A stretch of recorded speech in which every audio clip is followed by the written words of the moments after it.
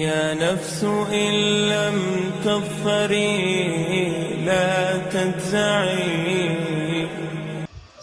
আসসালামু আলাইকুম, সবাইকে স্বাগত সহিহ হাদিসের আরো একটি পর্বে।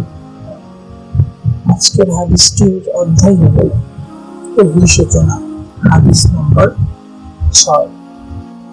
হাদিসটি হল ইবনে আব্বাস রাদিয়াল্লাহু তাআলা আনহু হতে বর্ণিত। তিনি বলেন, আল্লাহর রাসূল সাল্লাল্লাহু আলাইহি ওয়াসাল্লাম ছিলেন সর্বশ্রেষ্ঠ দানশীল। রমজানে তিনি আরো অধিক দানশীল হতেন যখন জিবরিল আলাইহিস সালাম তার সঙ্গে সাক্ষাৎ করতেন।